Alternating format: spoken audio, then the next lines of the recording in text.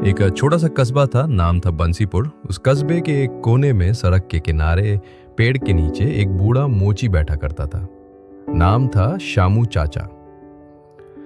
फटे पुराने कपड़े, धूल से सनी आंखें और झुकी हुई पीठ, लेकिन चेहरे पर एक ऐसी मुस्कान जो सीधे दिल तक पहुंचती थी। हर दिन सुबह 7 बजे से लेकर शाम के 5 बजे तक वो बैठा रहता, जूते सिलता, चप्पलें जोड़ता और लोगों से 2 बातें हंसी मजाक में कर लेता। शामू चाचा पढ़े लिखे नहीं थे, लेकिन उनकी बातों में एक गहराई होती थी।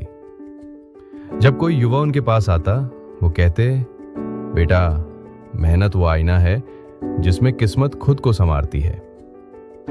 लोग उन्हें दया की निगाह से देखते थे, लेकिन उन्होंने कभी भीख नहीं मांगी। मैं गरीब हो सकता हूं, पर हाथ पसारना मेरी आदत नहीं, वो हमेशा कहते। शामू चाचा का एक सपना था, अपने पोते को पढ़ा के बड़ा आदमी बनाना। उनका बेटा एक एक्सीडेंट में चल बसा था और बहू बच्चों को छोड़ के मायके चली गई थी। अब पोता मनु ही उनकी जिंदगी का इकलौता सहारा था। मनु पढ़ने में तेज था, लेकिन किताबें, फीस और ड्रेस का खर्चा उठाना शामू चाचा के लिए बहुत मुश्किल था। हर दिन वो 2 वक्त की रोटी के साथ साथ एक एक पैसा जोड़ते। कभी एक पुरानी चप्पल से 2 रुपए मिलते, कभी टूटे जूते को जोड़ के 5। लोगों ने कहा, चाचा, एक मोची क्या बड़ा सपना देखेगा?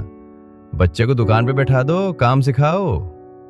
पर शामू चाचा का जवाब साफ था, मैं खुद मिट्टी में रह के जिया हूं, पर अब कीचड़ से फूल उगाना है।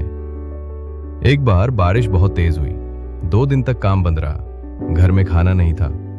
मनु ने कहा, दादू, मैं स्कूल छोड़ देता हूं, कहीं मजदूरी करूंगा। शामू चाचा की आंखें भर आईं। उन्होंने अपने पुराने लोहे के औजार बेच दिए और किताबें खरीदी। बेटा, तुझे आगे बढ़ते देखना ही मेरी पूजा है, उन्होंने कहा।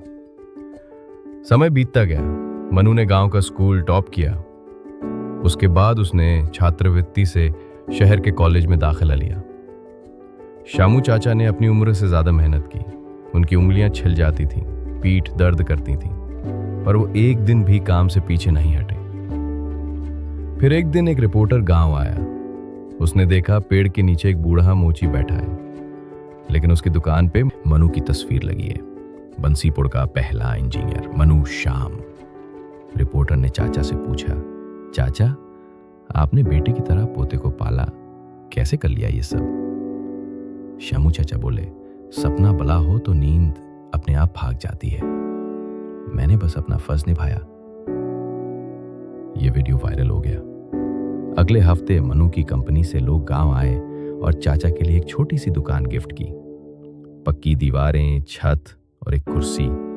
वहीं पे एक नई तख्ती लगी, शामू मोची, जो जूते भी जोड़ते हैं और सपने भी। शामू को परे हुए नहीं सपने। आज भी चाचा उसी दुकान पर बैठते हैं।